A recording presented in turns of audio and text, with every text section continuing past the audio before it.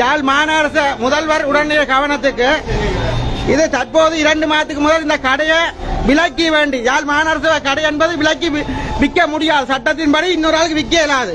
அந்த கடையை இவர் விலக்கி வேண்டிட்டு வந்து 40 வருஷமாக இந்த பாக்கில நிக்கிற இந்த அச்சுவேலி தனியார் சிற்றூர்தி சேவை சங்கம், இந்த அச்சுவேலி தனியார் சிற்றூர்தி சங்கம் 40 வருஷமா இதெல்லாம் பாக்கிங்ல நிக்கணும். அவர் இன்றைக்கு 2 மாதத்துக்கு முதல் முனிசிபல் சட்டப்படி ஒரு ஓனர்ட்ட கடையை இன்னொரு ஓனருக்கு விற்க இயலாது.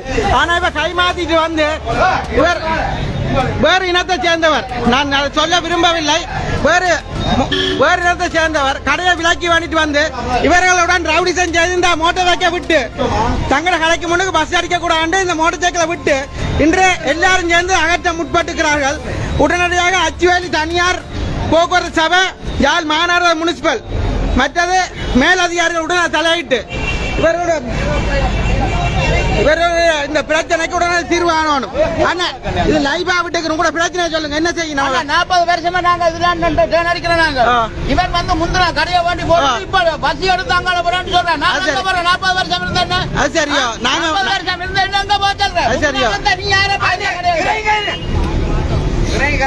அண்ணா இப்ப ஏன் அண்ணா சங்கம் வருது, பொலிசு வருது, ஒரு பிரச்சனையும் இல்ல. சரிங்க. இப்ப நான் என்ன சொல்றேன்னா, நீங்க தனிப்பட்ட ரீதியில ஒவ்வொரு நாளும் முரண்படாதீங்க. உங்களோட சங்கம் மூலமாக உரிய அதிகாரிகள் வர வச்சு இந்த கடைக்கு பார்க்கிங் இல்ல, யாழ் மாநகர சபை பார்க்கிங் ஒன்றும் இல்ல, மற்ற மக்கள் நடமாடுறதுக்கு சொல்லி பாதையை விட்டு இருக்கு. நம்ம பாருங்க, இதெல்லாம் மக்கள் நடமாடுறது. இவன் கடைக்கு முன்னுக்கு மக்கள் நடமாடுறதுக்கு பாதை வேணுமா?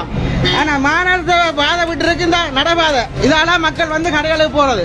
இன்றைக்கு இந்த கடையை விலக்கி வேண்டிட்டு வந்து அச்சுவேலி தனியார் போக்குவரத்து சபையை வந்து சாரதிகளோட நடத்தினரோடும் திறமை முரண்பட்டு கொண்டிருக்கணும். நாங்களும் இதை பார்த்து 7வது கட்டத்தில் இந்த பதிவை போடுறோம்.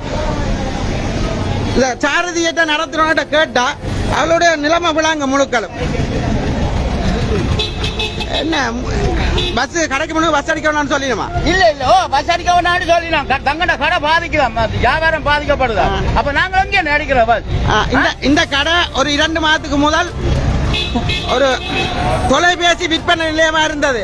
கையடக்க தொலைபேசி விற்பனை நிலையமா இருந்தத 3ஆம் நபருக்கு விற்பனை செய்து போயிட்டார். ஆனா இந்த கடையை எடுத்தவர் இப்ப ரவுடிசம் பண்ணினா, முந்த நாளும் இவர்களோட பெரிய பிரச்சனை, இவர் ரவுடிசம் செய்து கொண்டிருக்கணும்.